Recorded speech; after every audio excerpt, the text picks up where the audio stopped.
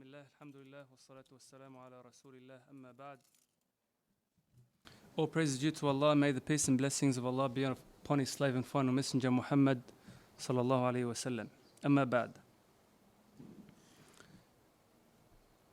In tonight's talk, inshallah, I'd like to discuss a very important point and a topic that I like to discuss and analyze often, especially living in the West as Muslims.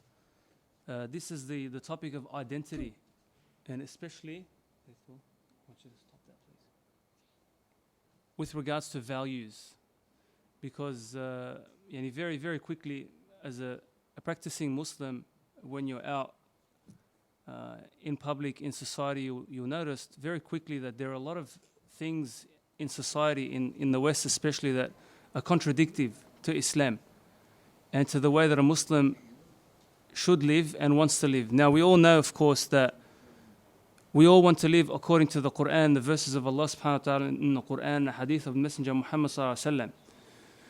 We want to live by those guidelines. We want to have them as our principles, as our objectives. We want that lifestyle for us and for our families and for our children. Yes.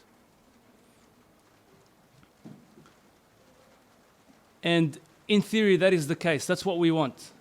But if we think about things in practice, we find that there are a lot of influences around us that will coerce us or manipulate us or convince us and influence us to be otherwise. Sometimes to even do the direct opposite. I wanted to draw our attention to those points tonight, or to some of them, because there are many of them, so that we're clear, that we're prepared, and that we understand that it's not just a matter of wanting to apply the Quran and Sunnah and live a Muslim lifestyle, and it's not just that easy. We have to be aware of these potential influences around us that will make us live a different lifestyle than the one that we want to.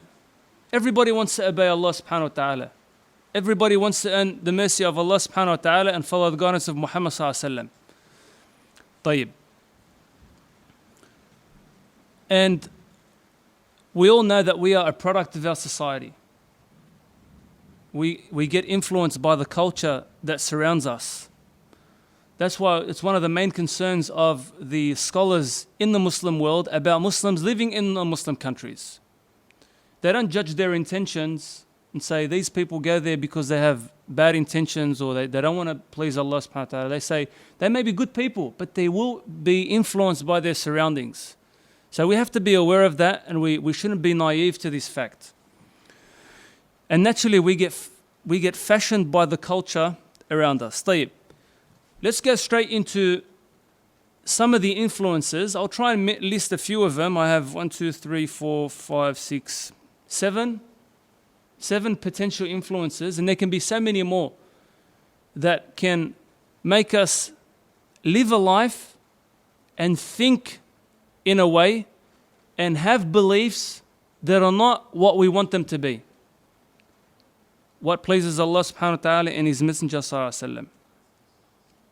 One of the first things that will influence how you think, your attitude, what you believe, your principles, your values, and will affect your identity is the media. The media and the news. Everybody listens to news. That's how you find out about most things. We have to understand that media has an agenda. And this agenda may not necessarily be in sync with the Muslim identity, may not necessarily be serving Islam, may not necessarily be making or giving you any favors as a Muslim. Sometimes it's the direct opposite. Unfortunately, many times it is the direct opposite. Yani it's very rare to see in the media a Muslim being praised, for example, even if they're doing good things, but they're not interested. But it's very common these days to see a Muslim being condemned, right? To see a Muslim being framed as a bad person. Now, if you get a lot of high dosage of media, you will fall prey to this strategy that they use, to the point where sometimes if you see an image of a Muslim on screen that you've never heard of before, but it's on this channel and that channel and that channel and 10 other channels and in the newspapers and on the radio that this person is a criminal. Do Muslims, unfortunately, or don't they, in the end, start believing what's being said about this person? Do they not? Even though they may have never met this person, they really don't know who he is. But when they've seen it in the media so many times, they'll actually internally believe that this person is a bad person. So when they get asked about him, what do you think of him? After hearing so many reports over weeks and weeks and weeks, they'll actually give a negative statement about this person. Whereas if this Muslim was right there, he'd say, Akhi, how could you say this about me? You don't even know who I am. If we were to think about it, you don't even know who I am. You haven't even met me before. Why do you have such a bad image of me or a bad impression of me if you've never met me? Well, so everybody in the news is talking about it, how bad you are and what you've done and how, you're a terrorist and everything. And that's what everybody's saying. And that's what society believes. And, I don't know what's going on. So people just tend to go with the flow. So when you hear about your Muslim brothers or Muslim sisters, or when you hear about particular countries or particular scholars or particular organizations or associations, you hear it through the media.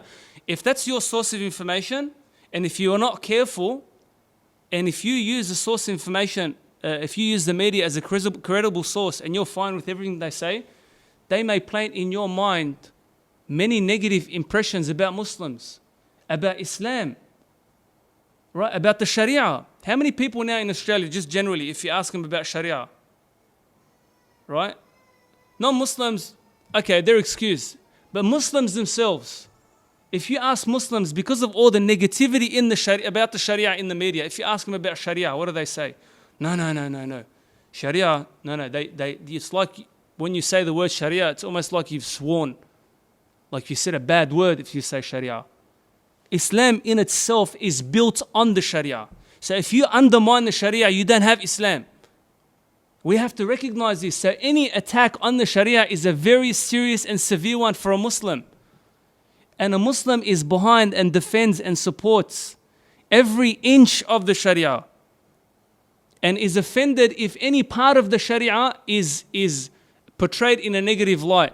Because the Sharia is the doctrine, are the rules that Allah and His Messenger have set for the believer and in his lifestyle. Everything you do as a Muslim comes from the Sharia. So if anybody attacks the Sharia, they are attacking the bedrock and the institution and the foundation of Islam. There are aspects of the Sharia that get implemented, like the hudud. Like for example, everybody knows in Saudi Arabia, if you steal, you get your hand chopped off. That's part of the Sharia. That's one of the ahkam of the Sharia when it comes to crime and punishment. Right? But even everything you do in Islam springs from the Sharia and the ahkam of Allah subhanahu wa ta'ala between His slaves. So there are so many points that we can talk about how the media influences people's psychology and how they think. It may even influence you and me about what we think about Islam, how we think about the lifestyle, how we think about Muslim countries, how we think about people who implement Islam. By default, we have to recognize that we owe any Muslim, we owe them allegiance, we owe them support, we owe them love and care, right? We owe them advice. There are so many links between us and other Muslims that is sacred and the sanctity of Allah and His Messenger are upon it. So we have to be careful that if we hear something in the media that tries to influence that, no, we get to the source first. If there's an issue or there's a Muslim that's doing the wrong thing, somebody needs to talk to that person. But we don't seek the media's opinion of the issue. We don't get the media to tell us what they think of this Muslim. Right? And we don't owe any information to the media about other Muslims. I may hate another Muslim's guts for one reason or another, which is not allowed. Even if it was that case, even if it was the worst case scenario between me and another Muslim, the media have nothing to do with it and it's none of their business. If I have an issue with that person, I'll either speak to them directly and I'll speak to them personally and we'll agree to disagree, or I won't mention a thing. But I won't rely on the media to tell me what they think of another Muslim overseas or another Muslim in the area or anything like that to influence my principles as a Muslim when it comes to Islam, when it comes to Sharia, when it comes to other Muslims, when it comes to so many matters that affect my principles and my values, my identity as a Muslim. طيب. We'll move along. There's so much more we can talk about when it comes to the media influencing us. A second source that we need to be aware of is advertising and marketing. Advertising and marketing, their careers. Yani, it's not by mistake that you get influenced by marketing. It's not a coincidence. People work in advertising and marketing and they make a career out of it. Yani, their 9-to-5 job is to influence people, right, into buying or into adopting an idea or into, a sales or promotion or whatever it is. These people, they're psychologists, that's what they do for a living, to promote items and to try and influence people's decisions, especially when it comes to buying a product or taking up a service. So during if you're ever part of a campaign, and there's like some sort of ridiculous statistic that tells you see so many advertisements, so many promotional items, so many logos in the one day without realizing. They're just everywhere, right? And the marketing industry is just growing all the time and getting into more advanced psychological strategies and whatnot. If you're sitting there on the television and you see an ad or you hear an ad or you see a billboard promoting something, not necessarily something haram, just anything. You look at it and say, wow, that looks interesting. Or that's nice. Or I need that. Actually, that person looks cool doing that. I could possibly do something like that and look cool myself. This is a natural human reaction. But in that simple way, you've just allowed that billboard or that advertisement to influence you. So that advertisement has the potential to influence your opinion. Now, before, with the media, we're talking about Sharia, we're talking about other Muslims, we're talking about Muslim organizations or whatever the case is about them influencing your opinion of who they are. In advertising, sometimes they discuss concepts, they discuss ideas, they promote lifestyles for you. They don't attack other people. They tell you, they try and promote to you what a good life is. They try and promote to you what happiness is. In advertisements and advertisements, they try and tell you what success is. What's success and what's failure? How you should live, how you shouldn't live. What's acceptable in society and what's not acceptable. So if you're sitting there, you see so many ads, and you allow these advertisements, you allow these promotional campaigns to affect you, then your perception of what happiness is changes. Who's happy and who's miserable, right? More and more you pick up things like material gain makes me happy. If I have things, it'll make me happy. Whereas in Islam, Prophet Muhammad ﷺ had nothing. And he encourages people to have nothing. There's nothing haram saying you can have material assets, but happiness does not come from material goods. You cannot have anything at all and still be happy. But when you get these two concepts, they're contradictory. So the advertisement that you like what you're saying is telling you that if you have this item, you'll be happy. Whereas Islam says, no, you don't have to have anything to be happy, as long as you're pleasing Allah subhanahu wa ta'ala. If we get stuck on this motion so many times, so often, and we believe it, then we'll think we will not be satisfied, we will not be content, we will not be complete until we have material assets. And subhanAllah, we all know now, because we've lived in Australia for so long, that we live in a land of plenty, where we have so much. Because of this lifestyle that we're used to now, just subhanAllah, just naturally, you probably can't maintain a life in our home countries anymore, because we wouldn't have this plenty anymore. Right? Whether it's the Indonesian brothers, whether it's the Lebanese brothers or the Egyptian brothers. Because if this is the land of plenty, maybe our home countries is maybe the land of deprivation in comparison anyway. So we can't live that lifestyle anymore.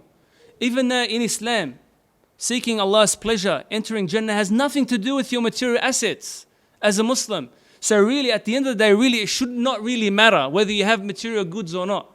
But when you see so many products being offered to you and promoted, and all these ads that have nice music and they're the sunshine and everybody's out and smiling and laughing, and you think, I want to be that happy and successful, I want those items. It starts to change your image and your perception and your principles about what makes things happy, what makes you happy, what success means, right? And what it means, it's misery to be deprived, not to have these goods, to have something old, not to have it new, right? And even to the point where so many things have influenced our minds into thinking that rain means misery. If you ever see rain in an ad, that means that something's gone wrong. But if everything's tops and everything's beautiful and fantastic, the sun's out. Whereas in Islam, it's all from Allah subhanahu wa ta'ala. Even if it's bucketing down rain, it's the mercy from Allah. Muhammad sallallahu alaihi wasallam was happy, he would be glad when he just see rain. Right? But unfortunately, rain represents misery. Rain, which is the mercy of Allah subhanahu wa ta'ala, and Australia, of all countries, should know that. Of all countries, it should know what it means not to rain for a very, very long time. Right? But in promotion, in advertising, rain is misery. Rain is sadness. Something's wrong. It's ruining your plans.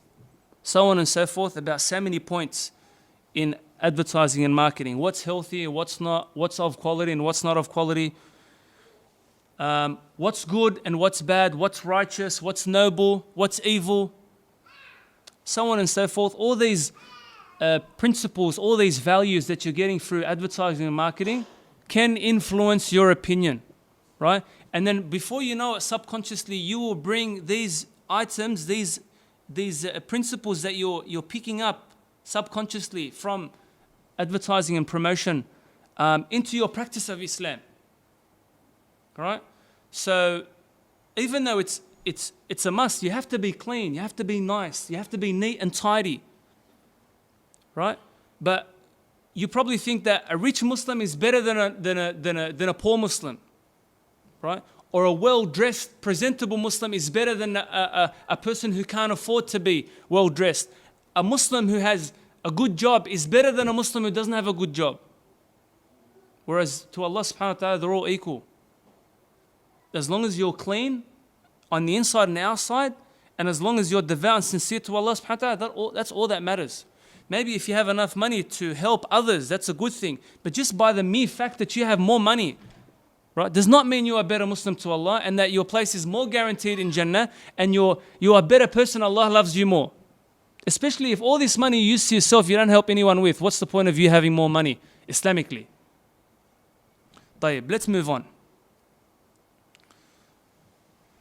Another point which may influence your values, your identity about so many things in Islam is sometimes politics. I know we're not all well versed in politics and possibly half of us don't care about politics, but we have to acknowledge that politics has a big influence in society. It's the politicians that make decisions for you and me, especially in a democratic society like this. It's these politicians, what they believe in, what they say and what they decide that in the end influences us and affects us. If we know that there's a serious issue that's happening in Australia, overseas, to our Muslim brothers and sisters, and we know that it's a big deal. We know that it's a big deal and we keep wanting to promote it, we want to publicize it, we want other people to know about it, but we realize that when the politicians have an opportunity to speak, they say the complete opposite of what we're trying to promote, or they don't mention it at all. Like for example, the situation in Burma, our brothers and sisters in Burma. We know it's a big deal. We know that everybody needs to know about it. There needs to be more promotion, advertising, publicity so that all the Muslims are aware of what's happening to our brothers and sisters in Burma. But not a single politician anywhere around the world says anything about it. Now sometimes you try and speak to other Muslims and say, what are you talking about? This must be a small thing. Because subconsciously, if it was a big deal, everybody would be talking about it. But nobody's talking about it. Nobody's making any public statements because we're talking on a national scale. Like the state within Burma is carrying out these atrocities against the Burmese Muslims as a state thing. It's state funded.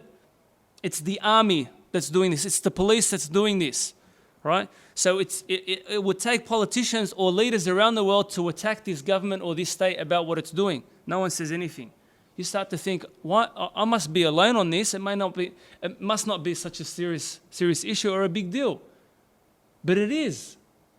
And when you get politicians saying, the attacks on Gaza, the Palestinian people instigated it because they bombed the state of Israel, so what they're getting they really deserve. This politician says it, that politician says it. So you're going to feel like an idiot if you say no, they don't deserve this attack, right? The state of Israel has illegally occupied Palestine. It doesn't deserve to be there. If you're the only voice that's saying that, you're going to feel silly when everybody else is saying, what are you talking about? This spokesperson said that, and that spokesperson said that, and the political position of Australia is this. You're the only one who's saying this. You have no idea what you're talking about. You need to be firm and inground in this knowledge to know that Palestine was illegally occupied, that the state of Israel has broken so many agreements, that even according to so many UN resolutions, Israel is doing the wrong thing. No, it does not have the right to bomb Gaza after it's circled it and after it's making the noose tighter and tighter on it. All right? We have to be aware of these principles. We have to know that the state of Palestine was occupied illegally. Now, so much of this political activity that happens around us, in the end, sometimes affects Muslims. You may be well grounded, you're not convinced about what the politicians are saying, but sometimes other Muslims can be, and they will be. And so you're trying to tell them something that's from the Quran or from the Sunnah, and something that every Muslim should know, and they will argue against it. And they'll claim that you don't know what you're talking about, and you're backwards, and you don't understand the circumstance. Let's move on from that point. Another influence that may affect our need and our want to apply what Allah subhanahu wa ta'ala loves and what His Messenger Muhammad sallallahu alaihi wasallam wants us to, his lifestyle, is TV shows and movies that we watch. They give us perceptions. They give us principles. They tell us what's an achievement and what's not. They tell us what's good and what's bad during the theme of the movie, right? We have goodies, the heroes and what they do, and we have the villains and what they do. And so many times, especially a bit in the past, who's the favorite baddie in Hollywood? Everyone likes to portray Muslims as the baddies for one reason or another. They want to steal nuclear weapons and they want to bomb up the world, and when they're always walking around wearing their agals, and they talk and they shout at each other, and they're grubby and dirty, and they live in caves, right? That's the image in Hollywood about you. You're a Muslim. That means you're just like them. Now you watch a movie, you say, look, it's just a movie, I'm going for the hero, and they're probably bad people. But that movie or that program is portraying your Muslim brothers, sisters, or organizations, or nations, or groups of people as terrorists, as backward people, as people who don't like civilization, as bloodthirsty criminals. Right? Now, after you watch movie after movie, let's say you're a movie buff, you love watching movies, you're always watching movies.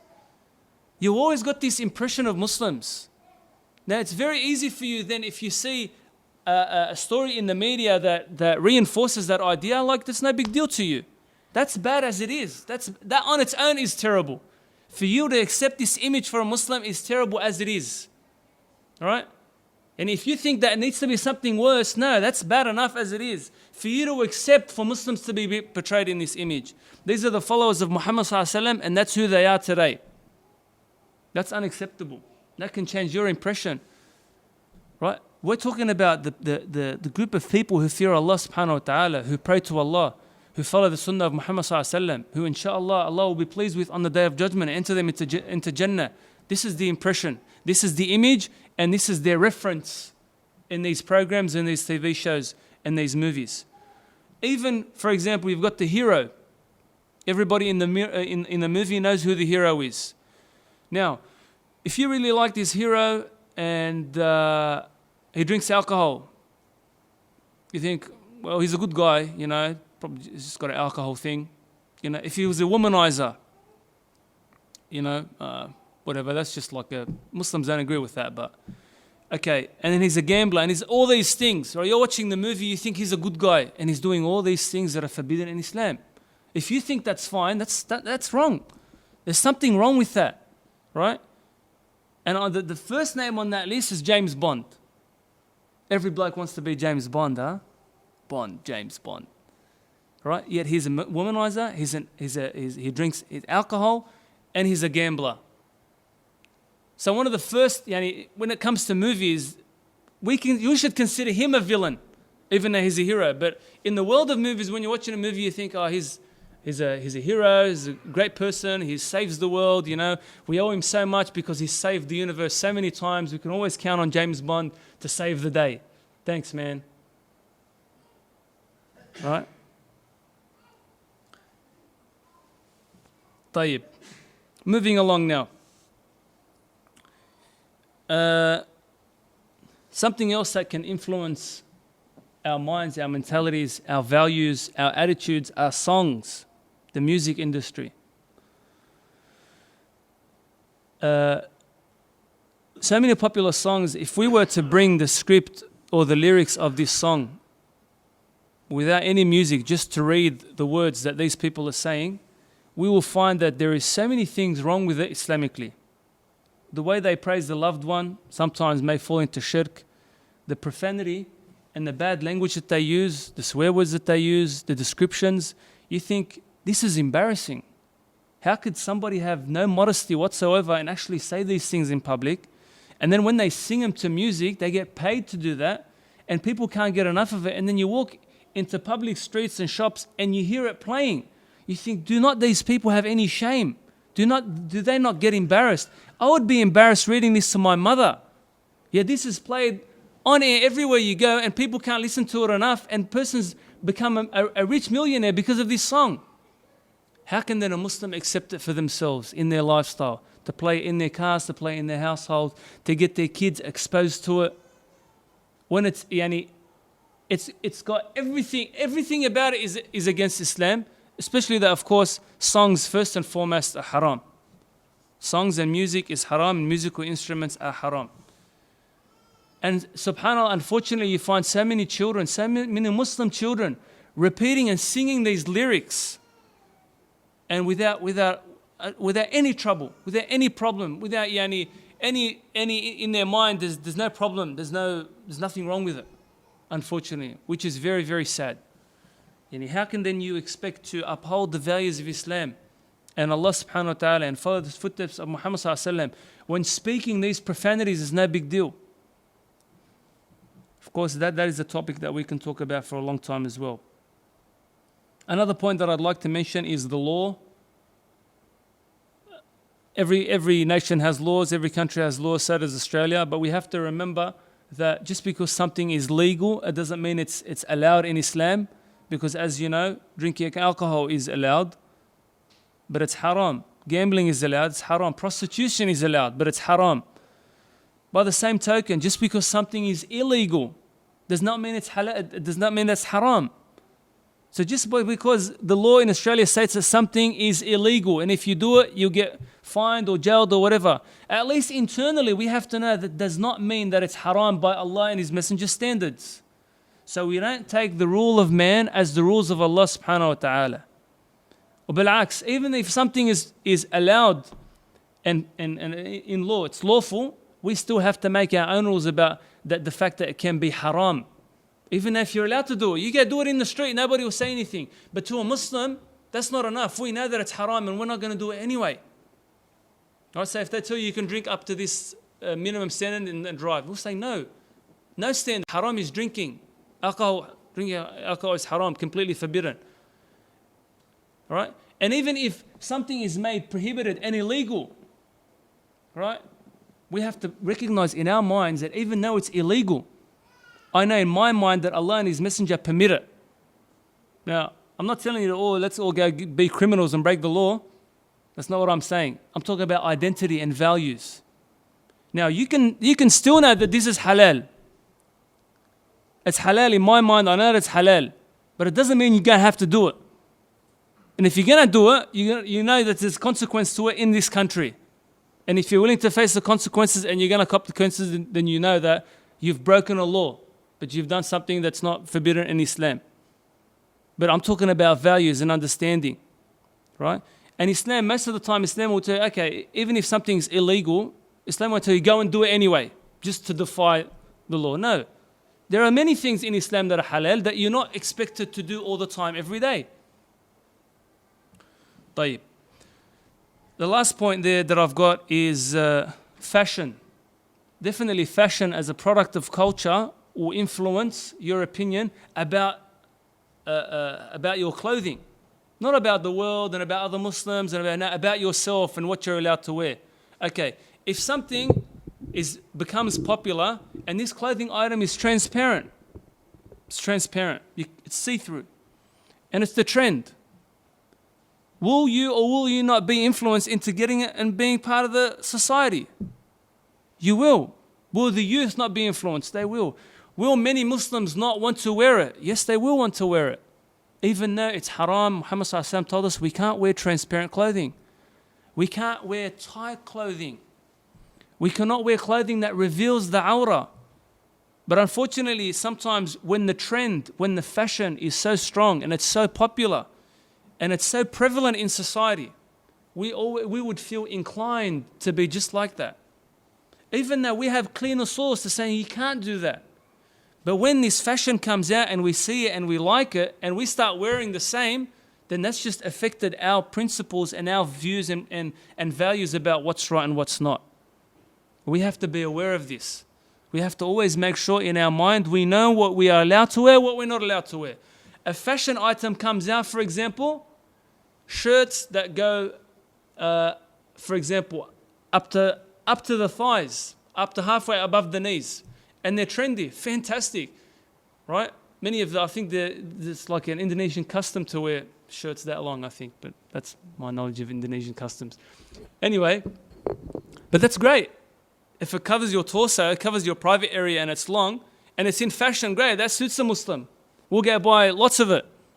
And we're being trendy and following the sunnah, fantastic, right? But if shirts all of a sudden come above the belly button, and it's trendy to show part of your stomach, right? And everyone's wearing it, will say, no, we have rules. That's fine, that's your fashion, your trend.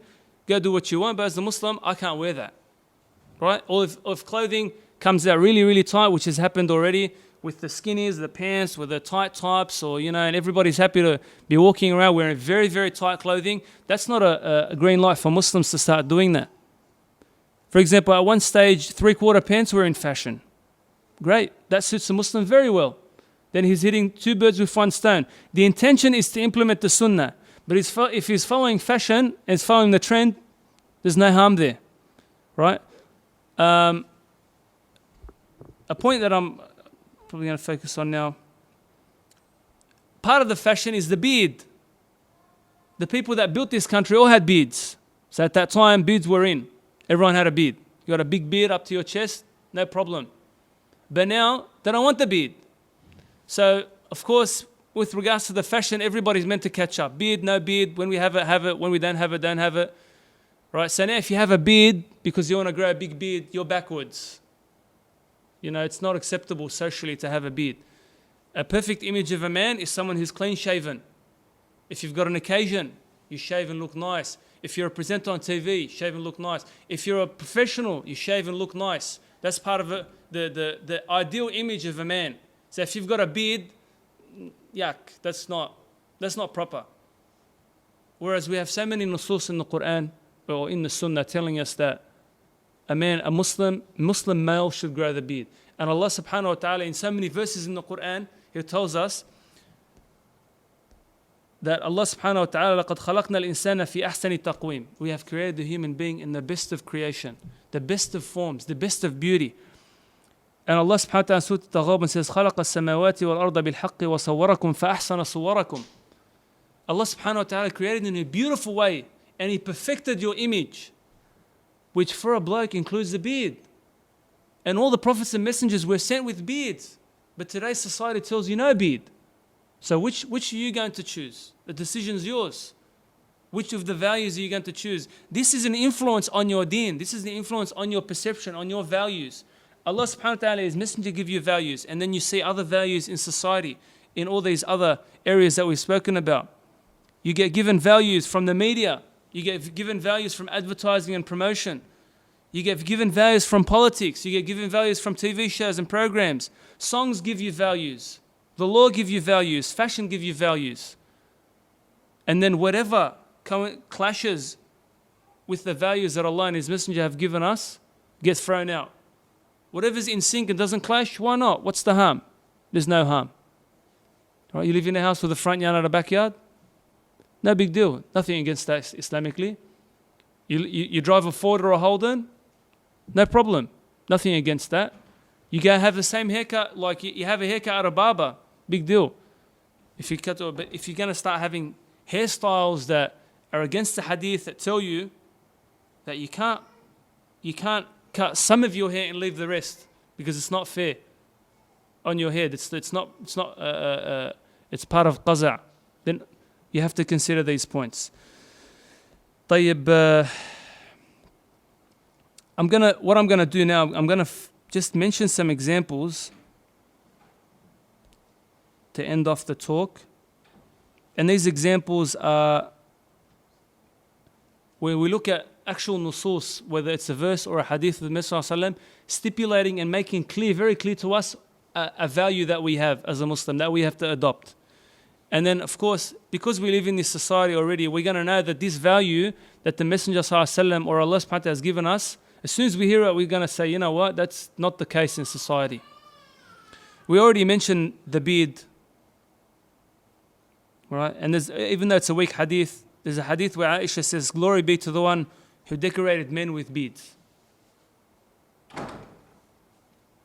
Right? Subhana man zayyana rijala bil liha. Glory be to the one who made men beautiful through the beard.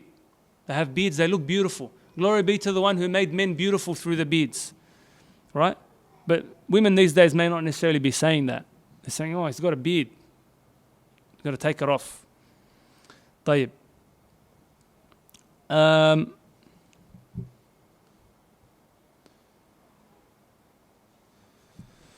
When we think about strength, when we say he's a strong man, we really tend to think muscles and authority and influence. Whereas Muhammad ﷺ, he said in a hadith by Abu Hurairah radiallahu anhu, ليس الشديد بالسرعة ولكن الشديد الذي يملكه نفسه عند الغضب. The strong man is not through wrestling and power and muscles and being able to pin somebody on the floor. The strong one is in the one who can contain his anger. Now, if we look at society today, that's not something that's promoted. Oh, he's a top bloke because he can control his anger. Now, we usually think muscles, Arnold, big muscles, able to wrestle people and looks scary because he's big. طيب, another point. Financially and accounting, economic-wise, if we have a bit of money and we give some of it away, you've just lost that money. So if I've got $50 and I gave $30 away, I've lost $30. I've only got 20 left. That 30 is gone now. It's finished.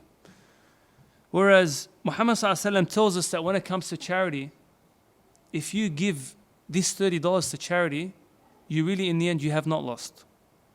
If you give this $30 away, you have not lost this $30. Which really today doesn't make any sense if you think about it. Like, I've just given 30. How did I not lose it? But according to the Quran and the Sunnah, according to Muhammad ﷺ, he is telling you the value of the value of a Muslim tells you that when you give money in charity, you do not lose it. It is not lost. Muhammad ﷺ, he says in a hadith, أبي كبشة الأنمار أن النبي صلى الله عليه وسلم قال ثلاثة أقسم عليهن. I make 3 oaths. I make 3 promises. I make qasam, I swear by Allah about 3 things. وَأُحَدِّثُكُمْ حَدِيثًا فَاحْفَظُوهُ. And I'm going to tell you a hadith that you should memorize. مَا نَقَصَ مَالُ عَبْدٍ مِّن صَدَقَةٍ. The first one that he said. The money of a slave will not be decreased through charity. He said, I swear by Allah, I am making an oath that all of you should memorize. your money will never decrease from giving charity for the sake of Allah. Now, of course, this belief does not exist whatsoever in today's society.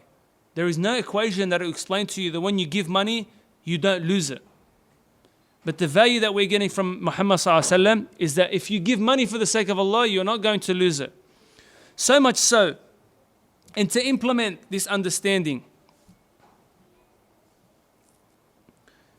there's a hadith where Aisha radiallahu anha, she said that once Muhammad ﷺ had an opportunity to slaughter an animal, and he told Aisha radiallahu anha to distribute the meat. So after the meat was distributed, Muhammad ﷺ came to Aisha radiallahu anha and he said, Ya Aisha, what happened with the distribution? She said, بقي كلها إلا الكتف. Sorry, he said, ذهب كلها إلا الكتف. It's all gone except the shoulder. She said, everything's gone except the shoulder, it's not gone. Then Muhammad ﷺ, he said, no. He said, everything's left except the shoulder. So she's trying to tell him, we've lost everything except the shoulder. He said, no, we've gained everything except the shoulder. The shoulder's not ours yet, even though they still have it. But the idea is that once you give that away, then we've earned the whole sheep. We've earned the whole sheep, we've gained the whole sheep because we gave it away for the sake of Allah subhanahu wa ta'ala. Anything that we've kept, we have lost. Everything we gave away, we gained.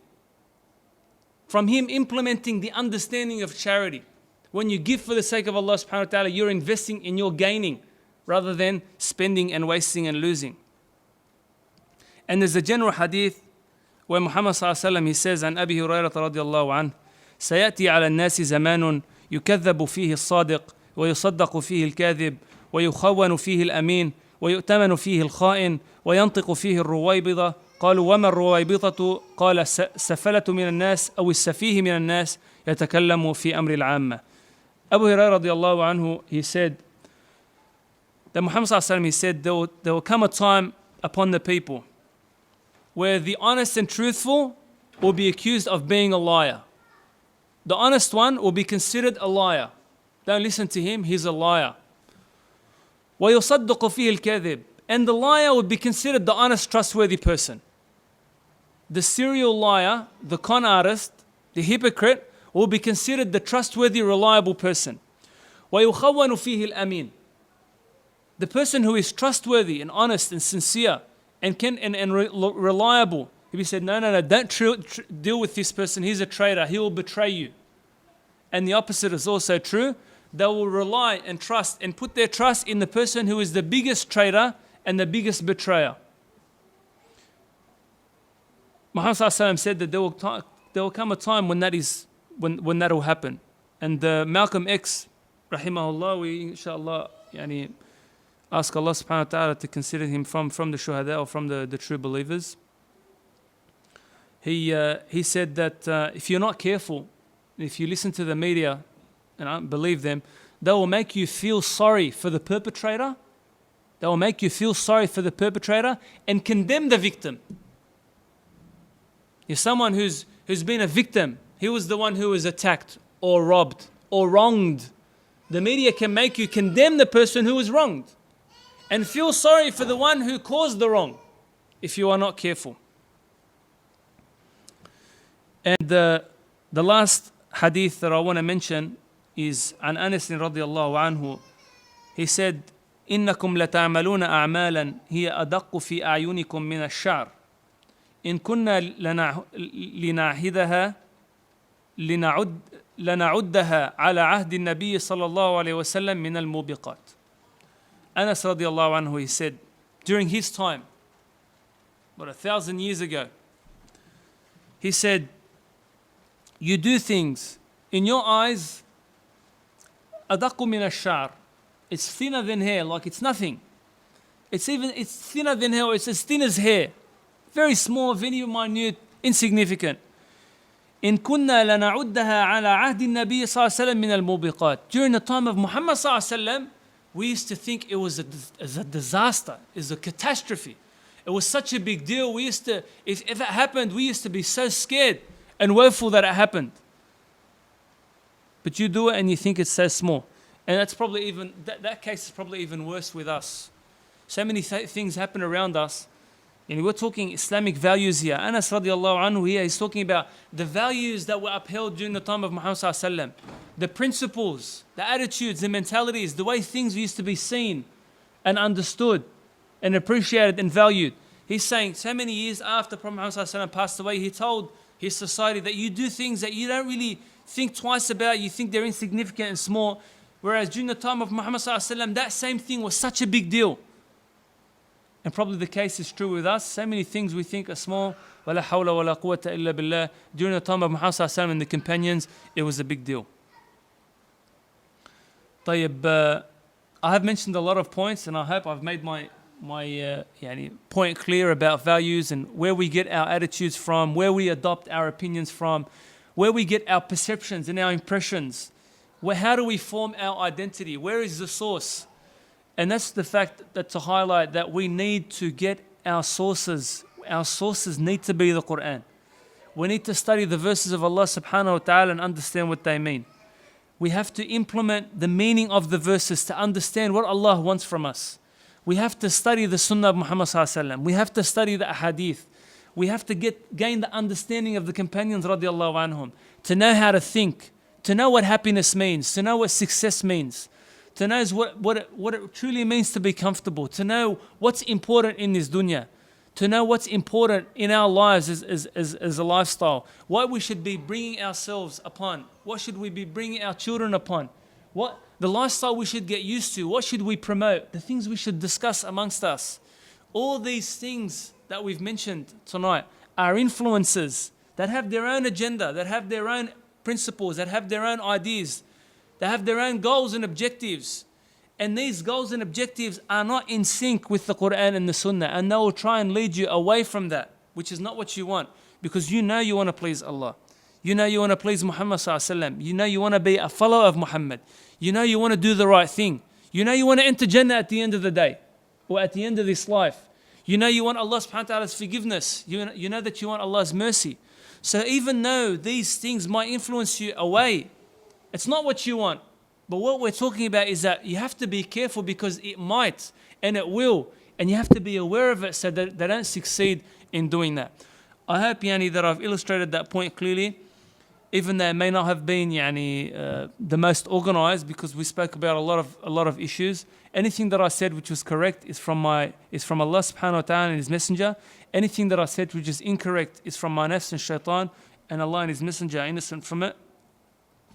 سبحانك اللهم وبحمدك نشهد أن لا إله إلا أنت نستغفرك ونتوب إليك أعوذ بالله من الشيطان الرجيم بسم الله الرحمن الرحيم والعصر إن الإنسان لفي خسر إلا الذين آمنوا وعملوا الصالحات وتواصوا بالحق وتواصوا بالصبر وصلى الله وسلم وبارك على نبينا محمد وعلى آله وصحبه أجمعين والحمد لله رب العالمين.